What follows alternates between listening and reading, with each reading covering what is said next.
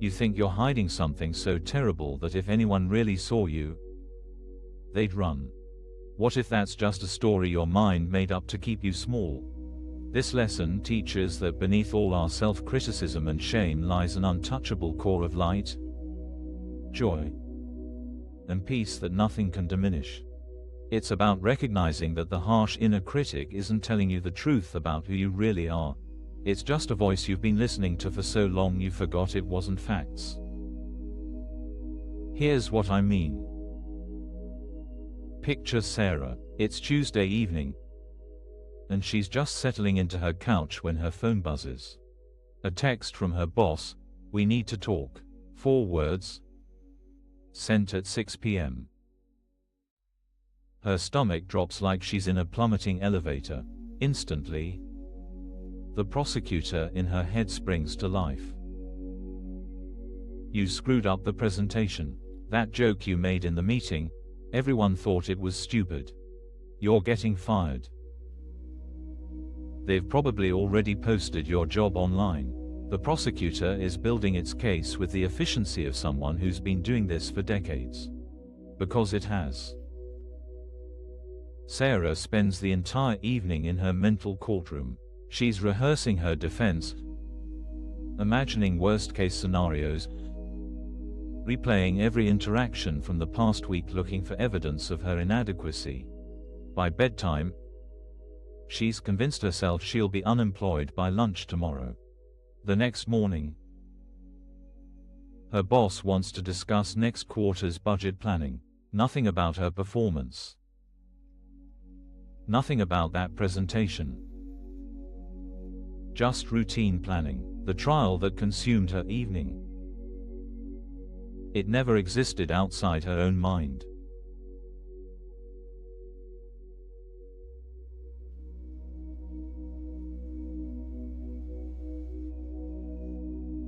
We all have this prosecutor. It's the voice that wakes you at 3 a.m. with a greatest hits compilation of your mistakes. The one that turns a friend's delayed text response into proof they secretly hate you. The one that transforms a small stumble into evidence of your fundamental unworthiness. What's fascinating is how seriously we take this voice. When the prosecutor speaks, we don't question its authority. We don't ask to see its credentials. We just accept that we're guilty of whatever it's accusing us of. We've been in this courtroom so long, we've forgotten we can leave. Think about your own prosecutor for a moment.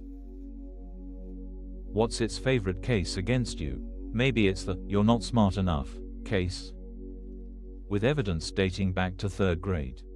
Or the "you're unlovable" case, built on every relationship that didn't work out. Or perhaps it's the "you're a fraud" case, where every success you've had is just luck. And any day now everyone will figure it out. The prosecutor's genius is that it mixes just enough truth with its lies to seem credible. Yes, you've made mistakes. Yes, you've hurt people. Yes, you've failed at things. But the prosecutor takes these human experiences and spins them into a verdict about your very being. It turns "you did something wrong" into "you are wrong."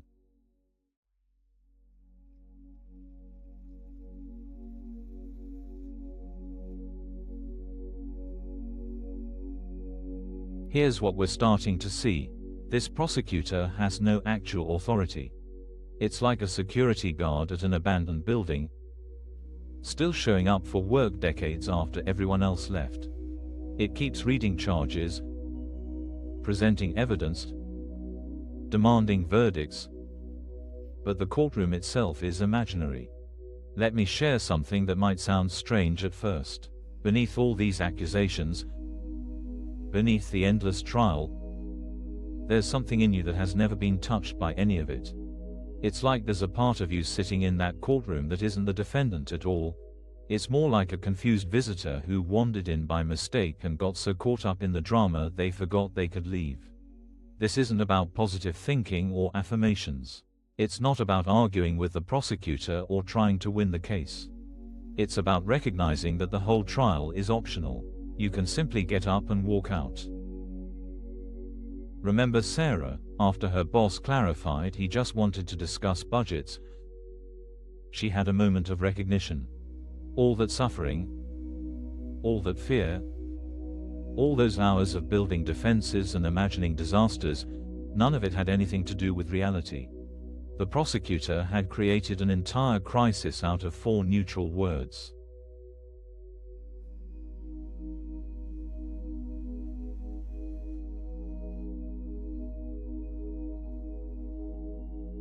When you stop believing the prosecutor's case against you, something remarkable happens. You start to notice what's always been there underneath the noise. It's not that you suddenly become perfect or that your mistakes disappear. It's that you realize your worth was never on trial in the first place. There's a quality in you, call it light, call it peace, call it basic okayness, that exists before the prosecutor starts speaking. It's there when you wake up in the morning, in that brief moment before the mental chatter begins. It's there when you're absorbed in something you love, when the voice finally quiets because you're too engaged to listen. It's there in the space between thoughts, constant and quiet. This isn't something you have to earn or achieve. It's more like something you notice once you stop being distracted by the trial. Like realizing the sun has been shining the whole time you were focused on the clouds.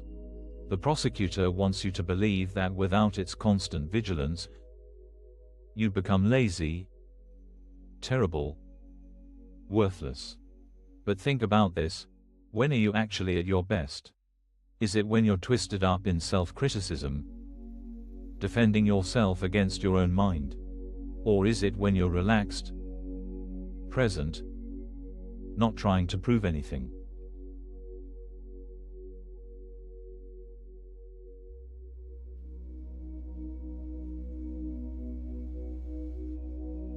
So how do we step out of the courtroom?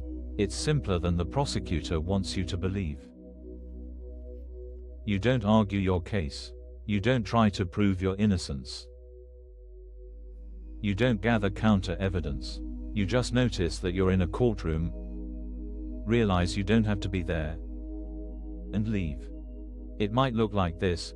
The prosecutor says, "You're terrible at your job." Instead of launching into a defense or spiraling into despair, you simply notice, oh, there's that voice again, building another case. You don't have to believe it. You don't have to fight it. You can acknowledge it like you'd acknowledge a car alarm going off outside, annoying, but not about you. Or maybe you catch yourself in Sarah's situation, spinning catastrophic stories from tiny triggers. You can pause and ask, is there actually a trial happening here? Or am I just sitting in an empty courtroom listening to a prosecutor with no authority? Each time you do this, you're practicing something profound. You're remembering that your fundamental worth isn't up for debate, that the light and peace in you aren't earned through good behavior or lost through mistakes. They're just there, like your heartbeat, like your breath.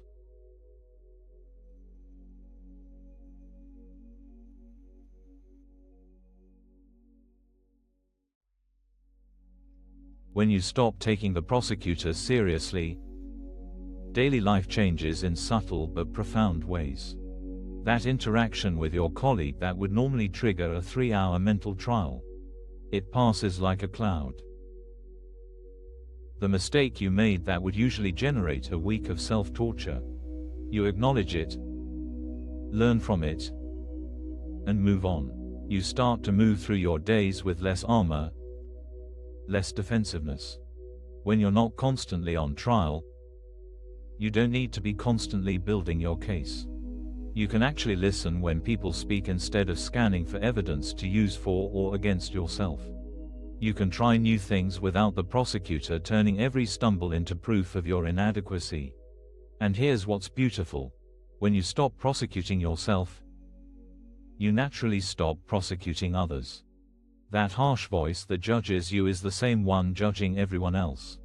When you realize your own fundamental okayness, you start seeing it in others too. the whole courtroom dynamic begins to dissolve. This isn't about becoming passive or giving up on growth.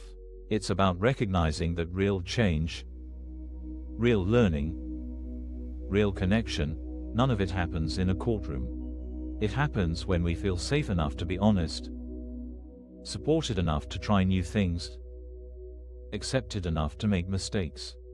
The truth is, you've been carrying around a verdict that was never real, issued by a prosecutor with no authority, in a trial that exists only in your mind.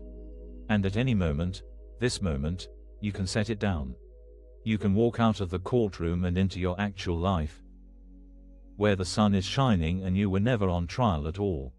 What remains when the prosecutor finally stops talking? Just you, not the you that needs to prove anything or defend anything or achieve anything to be worthy. Just the you that's always been there, underneath all that noise. Light and peaceful and absolutely, unquestionably okay. The invitation is simple.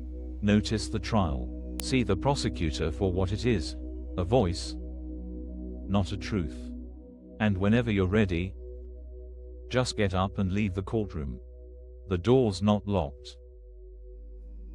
It never was. If this felt grounding, you're welcome to like the video and subscribe. No rush. Just a gentle way to stay connected as we continue.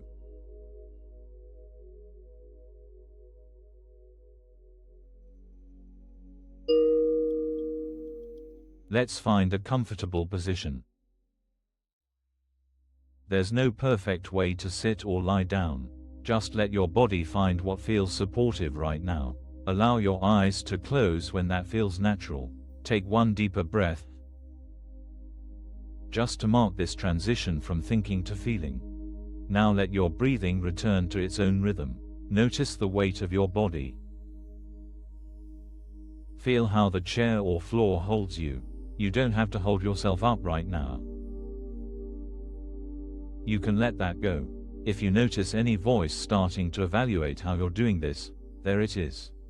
The prosecutor, even here. We can notice it without engaging, like hearing distant traffic. It's there, but it doesn't require anything from us. Let your attention rest gently on your breath. Not controlling it, just noticing. The coolness as air comes in. The warmth as it leaves. There's no case being built here. No evidence being gathered, nothing to defend. Nothing to prove. Just breathing. If thoughts arise about things you've done or haven't done, let them pass like clouds.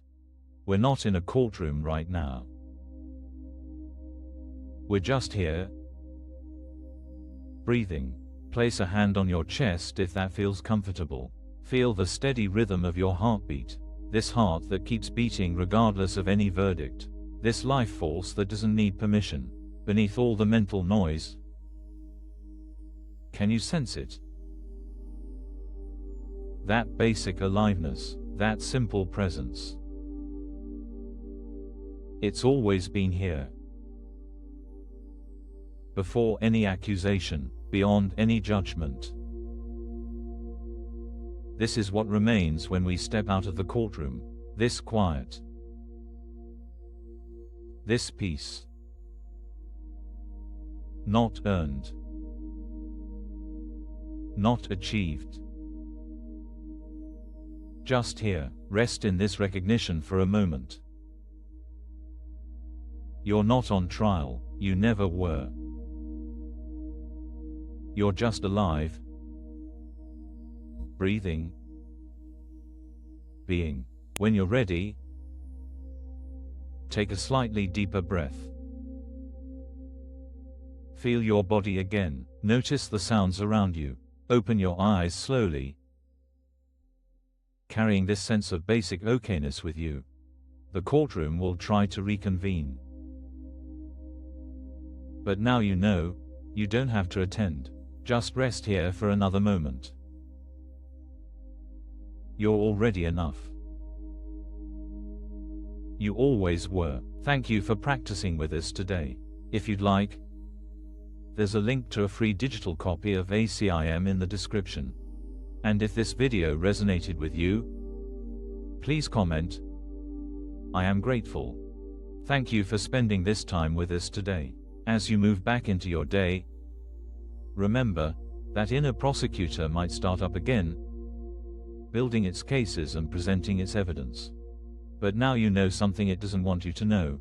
You can simply notice it and choose not to attend the trial. Be gentle with yourself.